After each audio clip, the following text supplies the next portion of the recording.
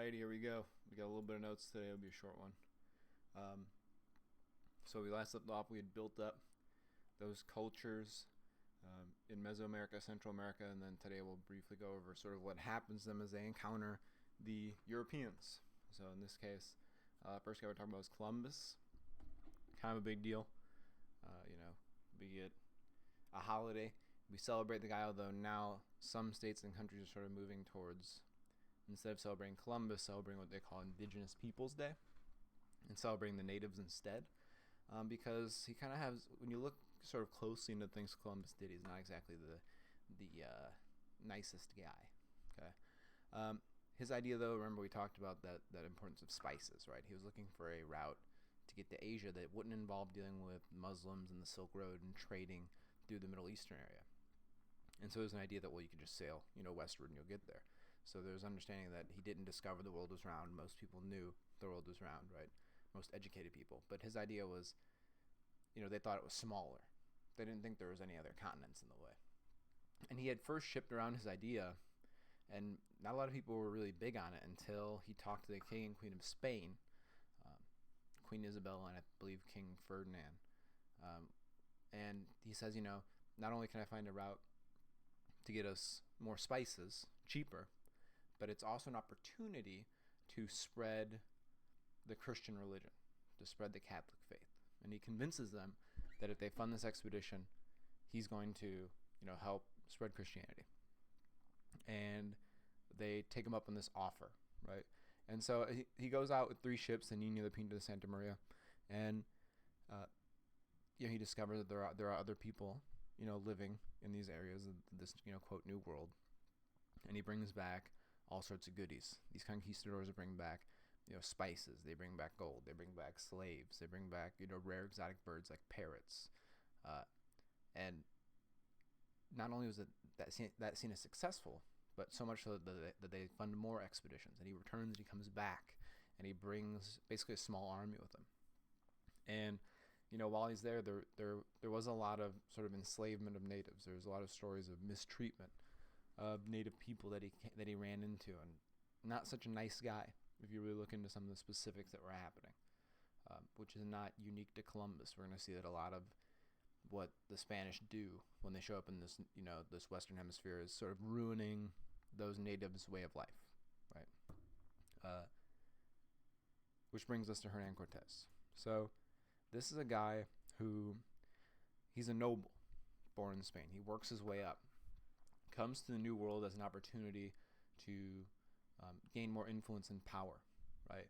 And one of the problems they're having, when I say New World, remember we're talking about the Western Hemisphere, right? One of the problems they're having is that smallpox is just killing off natives by the thousands, right? Smallpox is a disease that had run rampant throughout Europe multiple times. And people over time had started to build a, resistance to it, right? Europeans have been dealing with smallpox for literally hundreds of years. Native Americans had never come into this disease before. And so Europeans were kind of bringing it accidentally, right? They might have brought stuff that had the smallpox on it. They might have had immunities to it, but it's still like on goods that they bring over. And because the natives have no resistance to it, spreads through all these native tribes, the slaves they're capturing, people they're working with, even friendly tribes are on good terms with, and kills them. And so there's a labor shortage. The Spanish all their slaves are dying. And Hernan Cortez says, I'm going to go find us some more slaves. He volunteers to go look for other tribes. So he goes and explores, some of the other areas off this Caribbean Sea where they're at, right? And the first group he runs into are the Mayans, right? And now remember, the Mayans mostly mysteriously disappeared. So these are like the leftovers of the Mayans. And their interactions at first are very friendly. The Mayans come out and greet Hernan Cortez and the Spanish with boats literally full of gold. Like these small rowboats go out, they fill it with gold as gifts. Cortez brings with him, again, a small army here, 16 cavalry, 14 cannons, 550 soldiers, and smallpox, right? And they conquer these Mayans who had greeted them, warmly, thinking, hey, they got gold, they probably got more. Conquer them, enslave them. The Mayans sort of sell the Aztecs out. They say, no, well, if you want to conquer us to get our stuff, there's people who are farther north who have way more gold, tons more gold. You should really go for them. We're small time, right? We're just the Mayans. We're just living on these little villages. You should go for these Aztec guys. They have way more. Thinking that, one of two things will happen. Either the Spanish will go, to the Mayans and be, beaten, or go to the Aztecs and the Aztecs will beat them, right? And then they're no longer a problem. Or the Spanish enslave the Aztecs, in which case the Aztecs, being warlike and aggressive, already caused problems to the Mayans anyway. So like, hey, no matter who loses in this fight, it's one less enemy for the Mayans. So they kind of sell them out, right? Which is smart thinking. Unfortunately, for I guess the Mayans, is not as good as they expected, because what ends up happening is, if you remember that lore behind the Aztecs, their god Quetzalcoatl. And there's one thing that is kind of interesting about it. So Quetzalcoatl, that flying feathered serpent, according to Aztec mythology, could take the form of a man. He could look like a human. But in their lore, in their religious writings, it says that Quetzalcoatl could take the form of a pale-skinned man. Because remember, these are Native American people. He's like a brownish-skinned people. And it basically was like this idea that if he was a person, he would look white-skinned, right? Well, these Spaniards who show up are pretty white-skinned, right? And so some of the Aztecs think that Hernan Cortez is Quetzalcoatl, that he's a literal god in human form. And, it could just be the color of his skin, but also think about these Aztecs are seeing these Spaniards, the Spanish people, show up with technology they've never even dreamed of, right? We're talking, guns, cannons, weaponry that if you don't understand it, it would be like magic, right? These metal tubes make loud noises and they put holes in people. I mean, it's hard to understand, right? It'd be easy to see why they might think him to be some sort of special, powerful being. And he sort of is going to take the Aztec king hostage, Montezuma II. Sometimes you see it spelled Moctezuma. Your primary source, you're going to see it spelled Moctezuma. It's kind of interchangeable. It's like Anthony, Antony, right? Takes him hostage in secret. So for a while, the Spanish rule over the Aztecs through like puppet ruling. So what's going to happen is you're going to see like that Cortez is going to excuse me, that Cortez is going to give instructions to Montezuma on how to rule. And for a while, the Aztecs had no idea this was happening. They just thought the ruler was ruling normally. But what he did was he slowly, had the Aztecs do things that the Spanish wanted them to do. And they almost got away with this permanently, except remember that, he's supposed to be representing Catholicism, the Catholic Church, Christianity, right? And the thing that sort of gave it away was when he started to have Montezuma talk about the Bible. Montezuma started making announcements about he's reading some new book called the Bible people should look into. And then he also discontinued human sacrifice. Christian Bible not real big on human sacrifice, right? When he announces that, the Aztecs figure out our king's not really in charge. He's being told what to do. They rebel, but smallpox had already been killing the Aztecs, so they're already weak. And the fact that the Spanish have guns meant that this rebellion is pretty short-lived, and a lot of them are wiped out, right? So these Aztecs are killed. Cortez looking like a pretty famous guy as a result of this, right? Sort of led the destruction of that major Aztec empire. The other guy we're going to talk about is Pizarro. He's illiterate, can't read and write, but he's a noble. He married into nobility, right? He becomes a commander.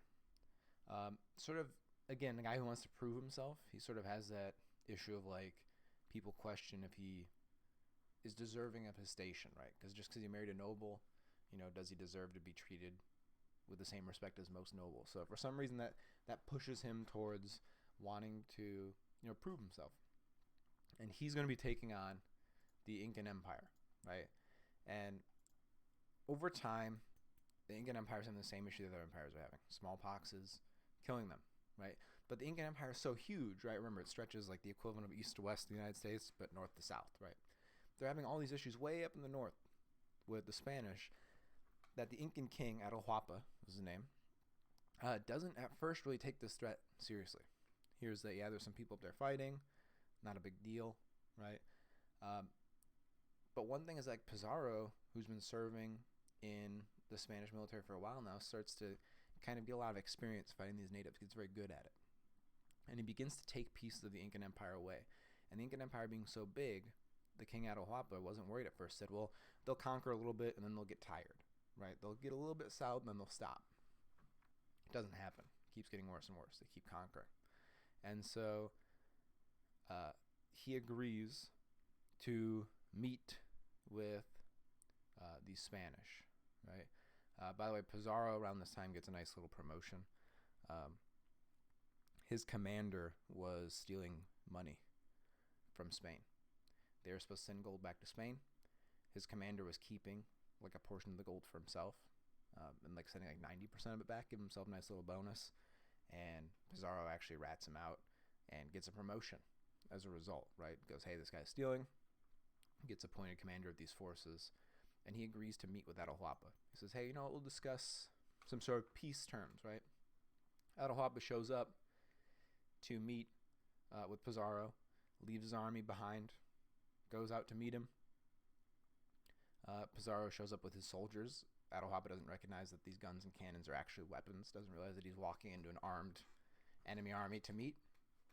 Says, right, we're here to negotiate a truce. And Pizarro says, don't know what you're talking about. We're not negotiating. And he arrests the guy, takes him hostage, okay, throws him into jail. And while he's there, he says, here's the deal.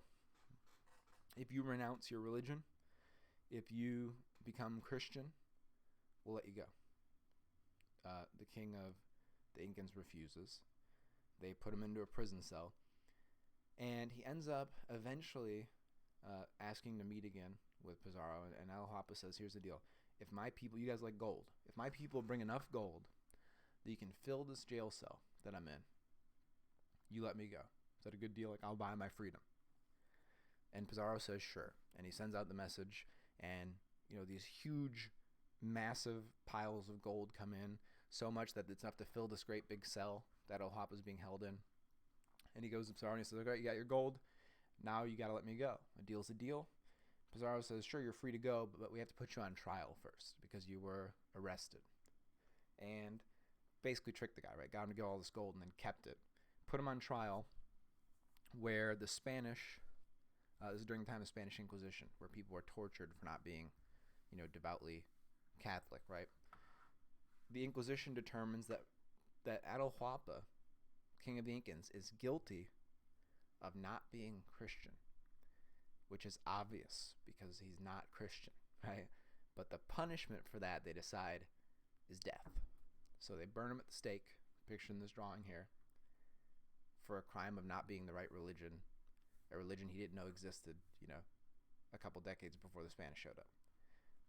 So they kill him, they keep his gold, goes back to the Spanish government, and Pizarro gets himself a nice big promotion, right? Gets to be governor of South America, lives out the rest of his days a very rich man, right? And sort of ends that Incan Empire. So all those empires we had been building up, right, end within a period of, 10, 20 years after the Spanish show up. The Spanish get very good at coming in and sort of ruining those empires, taking them apart, dismantling them. And they get very rich as a result.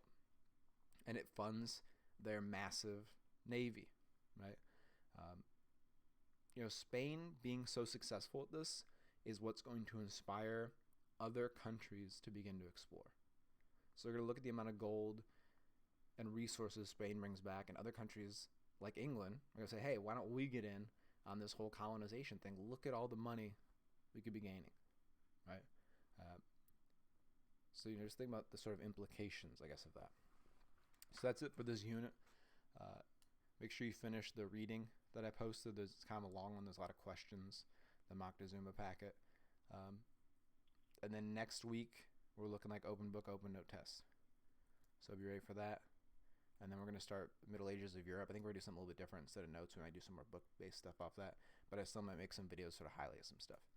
So we will see. That is all.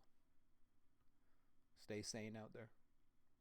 Also, if you didn't see the remind, the end of the year historical artifact project is canceled because their stores closed and stuff. I can't really reasonably expect you to make something. Sorry. Take it easy.